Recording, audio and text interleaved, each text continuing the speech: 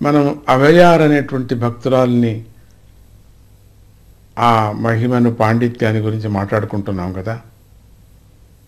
తమిళ తల్లి అని పిలిచేవారని చెప్పుకున్నాం కదా. పాండిత్యము భక్తి జ్ఞానము ఉన్నటువంటి అవయార్కు మనసులో ఏదో మూలలో తాను గొప్ప పండితురాలనని చిన్న అహంకారం ఉండేది. ఇప్పటి పళమదురి జొలై క్షేత్ర ప్రాంతంలో ఒకసారి అవయార్ నడుస్తూ వెళుతుంది. గొల్లవాడి వేషం ధరించినటువంటి కుమారస్వామి అవా ఆ పిల్లవాడి వినయానికి సంతోషించినటువంటి అవయార్ కావాలి నాయనా అంది. అప్పుడు ఆ పిల్లవాడు వేడి పళ్ళు కావాలా చల్లటివి కావాలా అన్నాడు. ఆ ప్రశ్నకు అవయార్ ఆశ్చర్యపోయింది. అంతలోనే తేరుకొని నాకు వేడి పండే కావాలని చెప్పింది. అప్పుడు గొల్లవాడి వేషంలో ఉన్నటువంటి కుమారస్వామి అక్కడున్నటువంటి నేరేడు చెట్టు కొమ్మను కదిలించగా పళ్ళన్నీ కింద పడ్డాయి. అప్పుడు వినయంగా పళ్ళు ఏరుకోవా అన్నాడు పిల్లవాడు. అవయారు కింద పడ్డ పళ్ళని ఏరుకొని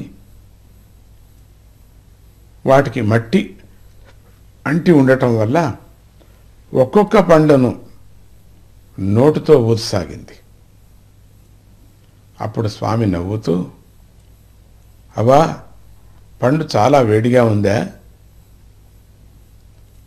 ఊది చల్లార్చి తిను బాగా, లేకపోతే నోరు కాలిపోతుంది అన్నాడు. అప్పుడు అవయార్ ఆ పిల్లవాడి తెలివిని మనస్సులోనే మెచ్చుకొని తన అజ్ఞానానికి సిగ్గుపడి కంట తడి పెట్టింది. తర్వాత ఆ పిల్లవాడు ఏమీ ఎరుగని వాళ్ళలాగా తీరని ప్రశ్నలు వేయటం మొదలుపెట్టాడు.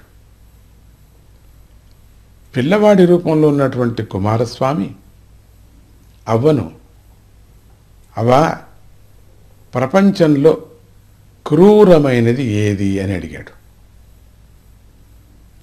అందుకు ఆవిడ నాయనా పేదరికం క్రూరమైంది, యవ్వనంలో వచ్చే పేదరికం ఇంకా ఘోరమైంది, ఆ స్థితిలో ఏదైనా రోగం వస్తే అది ఇంకా క్రూరం, అన్నిటికన్నా క్రూరమైనది ప్రేమ లేని భార్య, ఆవిడకన్నా క్రూరమైనటువంటిది ఆమె చేతి భోజనం అని అందట. అప్పుడు ఆ పిల్లవాడు రెండవ ప్రశ్నగా అవా మధురమైనది ఏది అని అడిగాడు.